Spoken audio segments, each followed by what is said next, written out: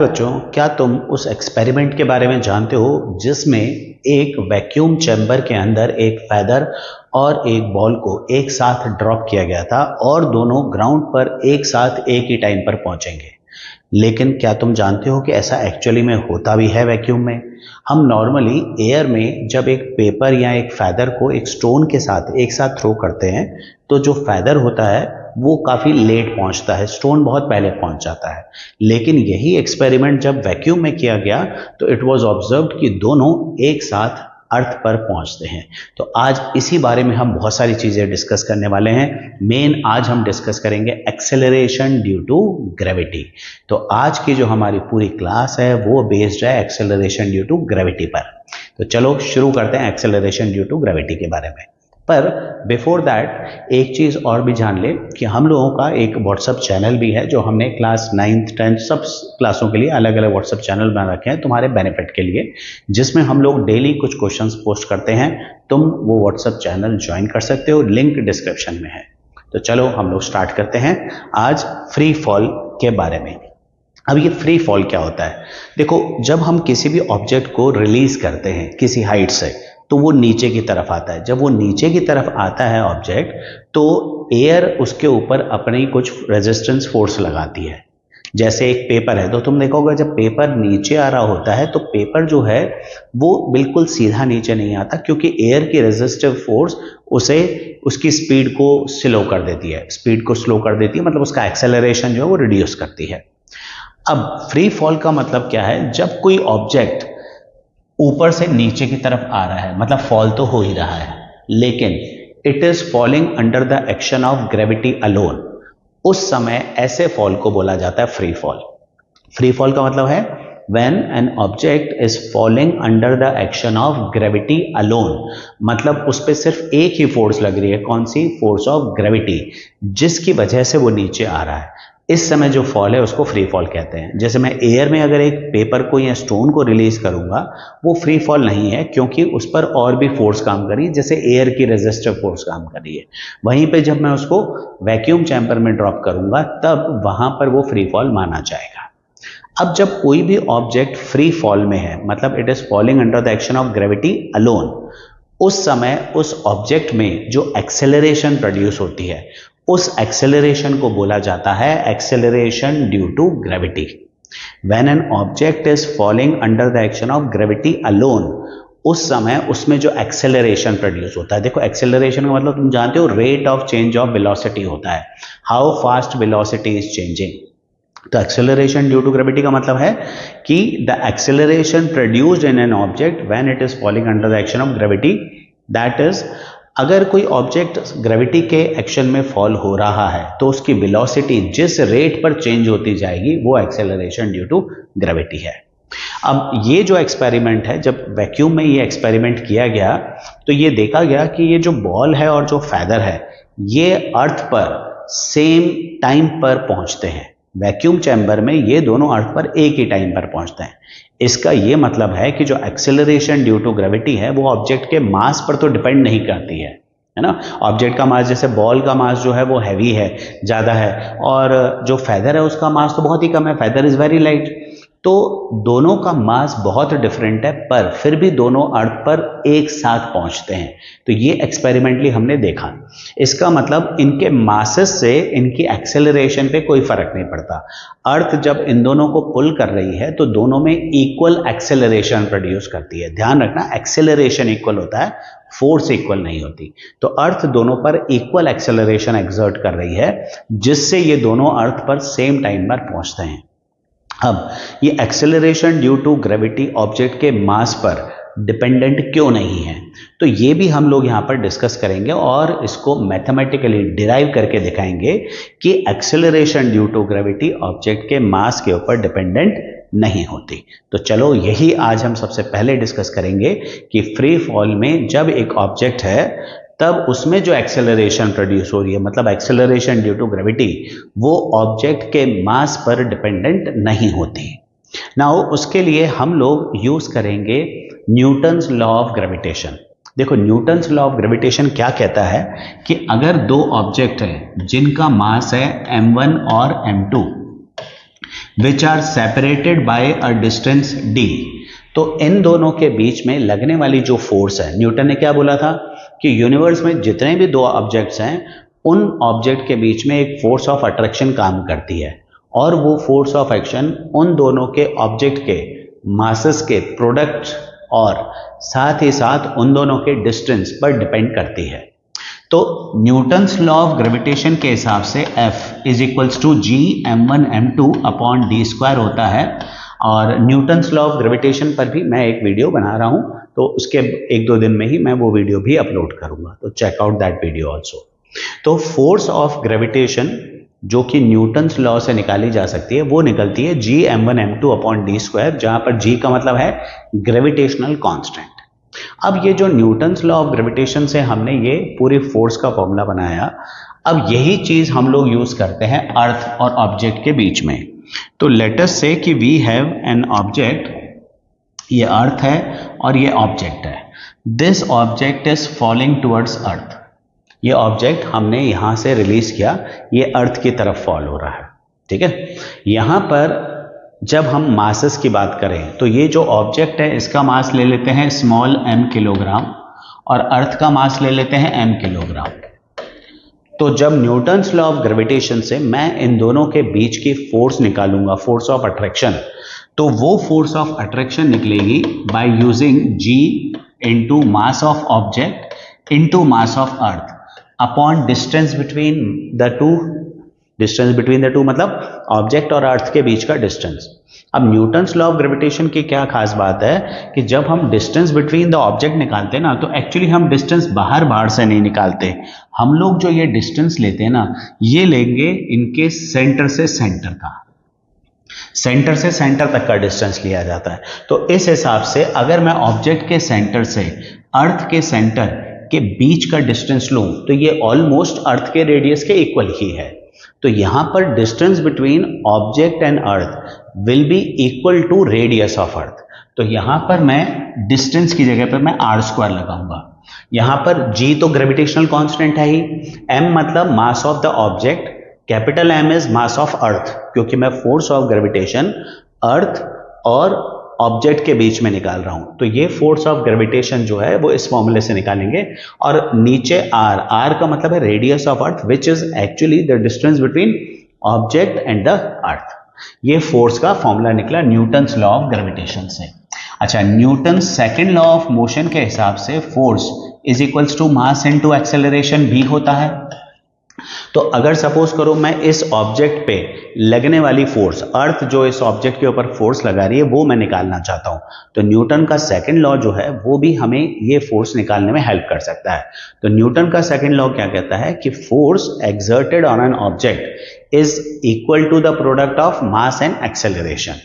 तो इस ऑब्जेक्ट पे कितनी फोर्स लग रही है वो हम इस ऑब्जेक्ट का मास इनटू इस ऑब्जेक्ट में जो एक्सेलरेशन प्रोड्यूस हो रही है फोर्स की वजह से, उसके बराबर ले सकते हैं। कहां से निकाली? न्यूटन के लॉ ऑफ ग्रेविटेशन से, और ये जो फोर्स है वो निकाली न्यूटन के सेकंड लॉ से।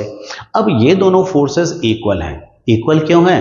क्योंकि भाई दोनों केसेस में force exerted on the object निकला है, ठीक है। We are calculating the force exerted on the object, चाहे लॉ ऑफ ग्रेविटेशन से निकालो या लॉ ऑफ मोशन से निकालो, दोनों केसेस में force exerted on the object in this case will be equal. तो हम लोग क्या लिखेंगे भाई, F1 is equals to F2। तो यहां पर F1 is G into M upon R square is equals to M into A।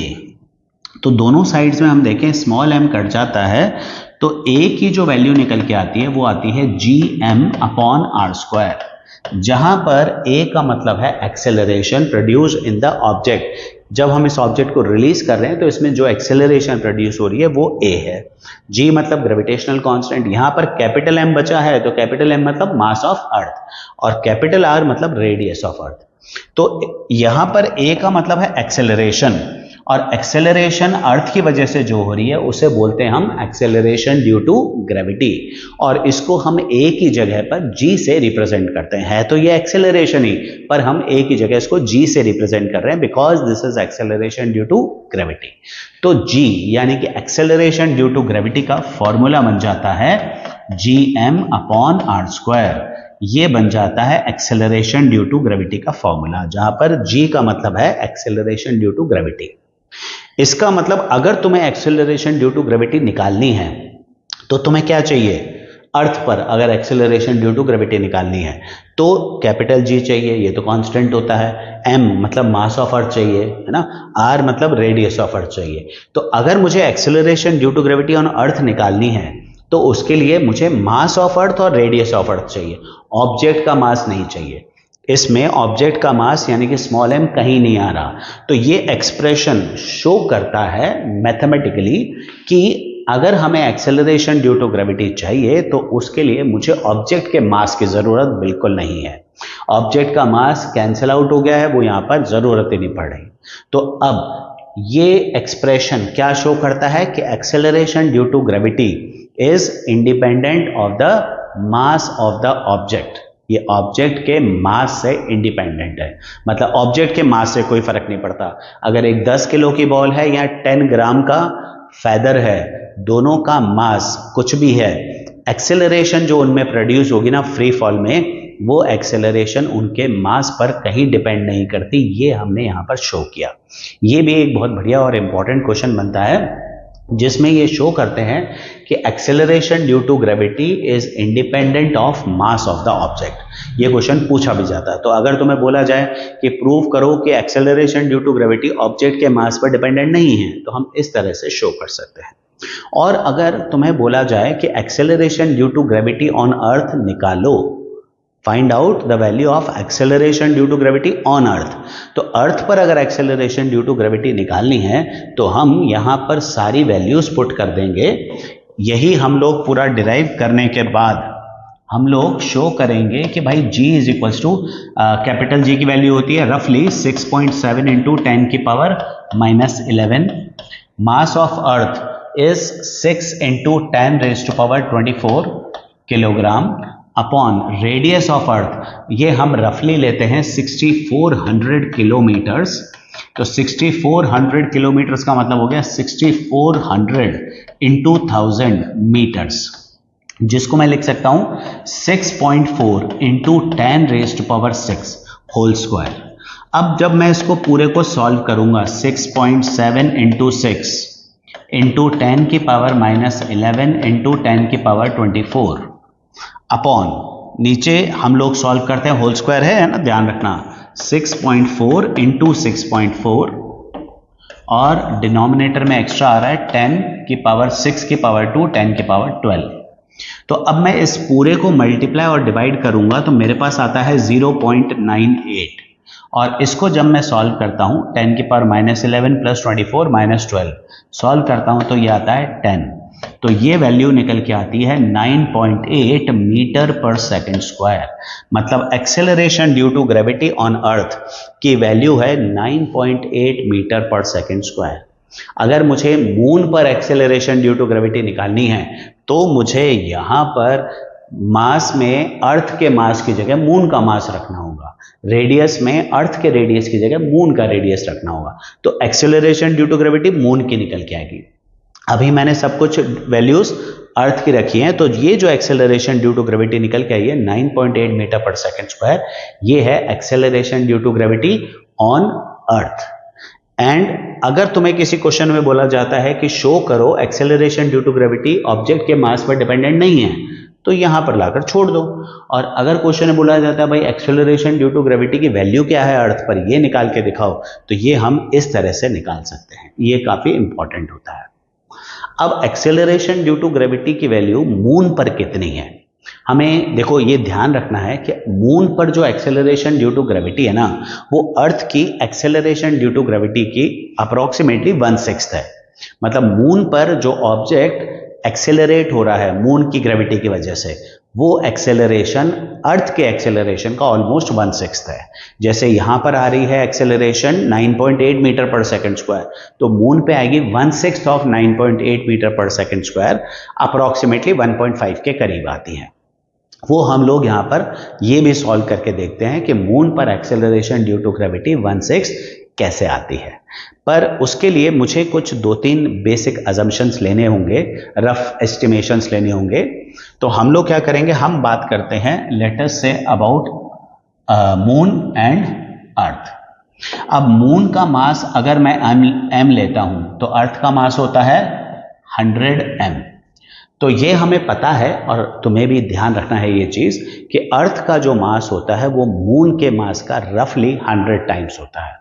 तो अगर मुझे acceleration due to gravity moon पे निकालनी है तो फिर मैं ये अजम्पशन भी मेंशन कर सकता हूं कि अगर मून का मास m है तो अर्थ का मास 100 m होगा, और अर्थ का जो रेडियस है वो भी रफली मून के रेडियस का 4 टाइम्स है। तो अगर मैं मून का रेडियस r लेता हूं तो अर्थ का रेडियस होगा 4r। अच्छा, मैं मास और रेडियस की बात इसलिए कर रहा हूं क्योंकि एक्सेलरेशन ड्यू टू ग्रेविटी के फॉर्मूले में हमें वैल्यू किसकी चाहिए होती है, मास और रेडियस की। अगर ये दो वैल्यूज मिल गई तो हम एक्सेलरेशन ड्यू टू ग्रेविटी निकाल सकते हैं। तो इसीलिए हम लोग कॉन्सेंट्रेट किस पर कर रहे हैं, मास पर और रेडियस पर, सिर्फ हैवी ऑब्जेक्ट के। देखो, जब हम एक्सेलरेशन ड्यू टू ग्रेविटी निकालते हैं तो मेरे पास अगर एक लाइट ऑब्जेक्ट है, ये हैवी की तरफ अट्रैक्ट होता है, एक्सेलरेट होता है। तो हैवी जो ऑब्जेक्ट है जैसे अर्थ है, मून है, उनके मासेस हमें चाहिए होते हैं। मतलब इससे हम लोग चाहें तो इवन किसी दूसरे प्लैनेट पर जो एक्सेलरेशन ड्यू टू ग्रेविटी है ना, वो भी निकाल सकते हैं अगर हमें उसका मास और रेडियस पता हो। तो अगर मैं मून की बात कर रहा हूं तो मून पर एक्सेलरेशन ड्यू टू ग्रेविटी मैं लिखता हूं g मून, यानी कि acceleration due to gravity on moon is g into m upon R square. Moon का मास मैंने m लिया है और रेडियस r लिया है, तो ये एक्सेलरेशन ड्यू टू ग्रेविटी किस पर है, मून पर है। अब बात करते हैं हम अर्थ की।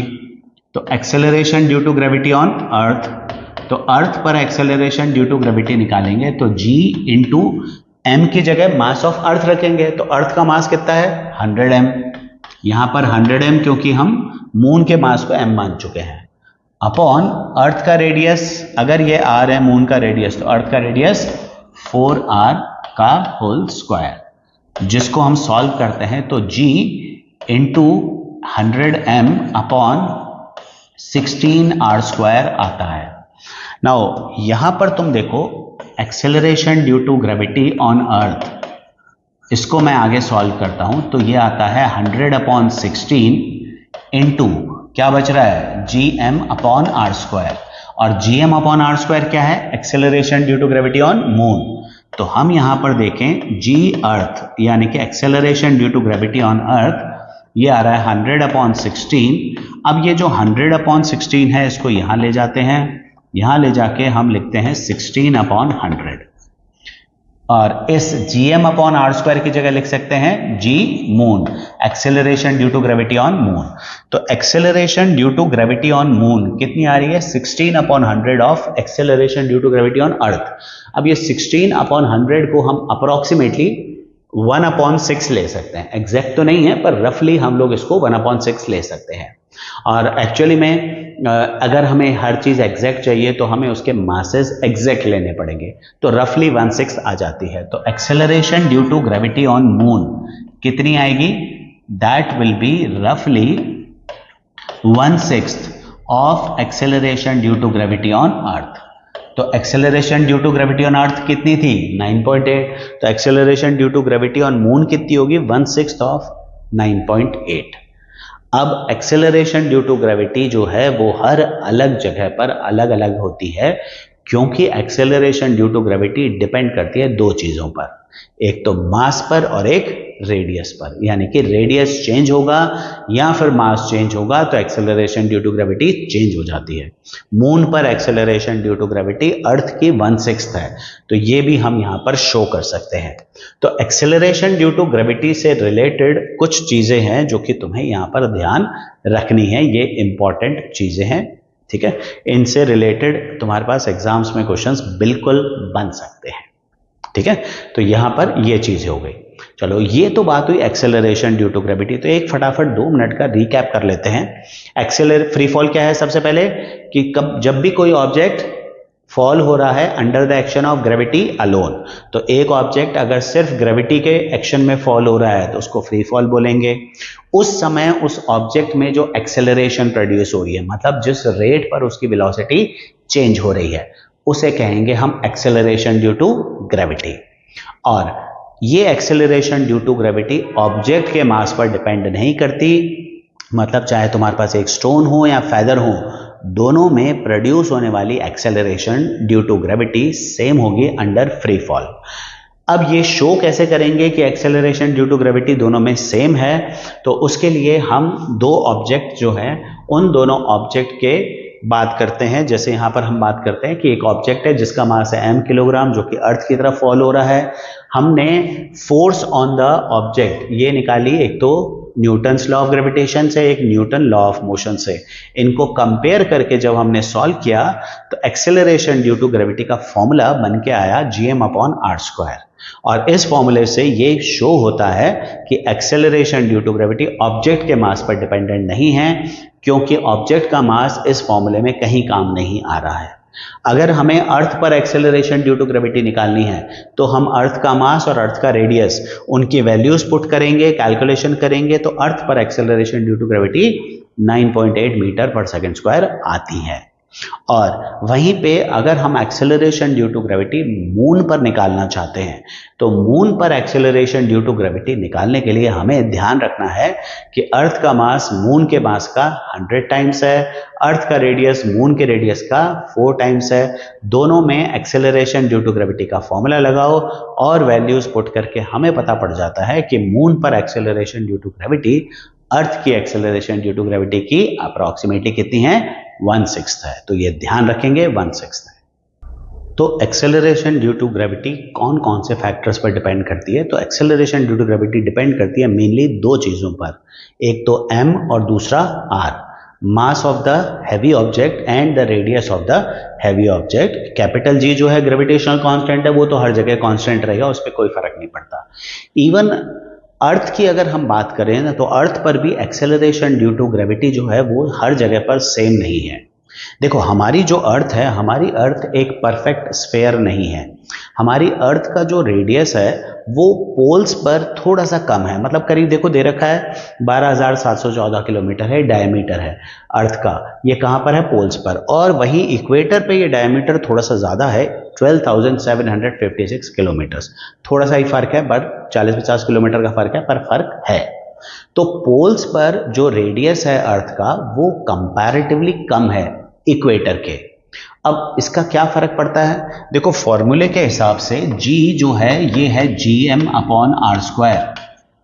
तो अगर हम बात करें कि ये जो अर्थ का रेडियस है, अर्थ का रेडियस जो है वो सब जगह बराबर नहीं है, तो एक्सेलरेशन ड्यू टू ग्रेविटी जो है वो रेडियस के स्क्वायर के इन्वर्सली प्रोपोर्शनल है।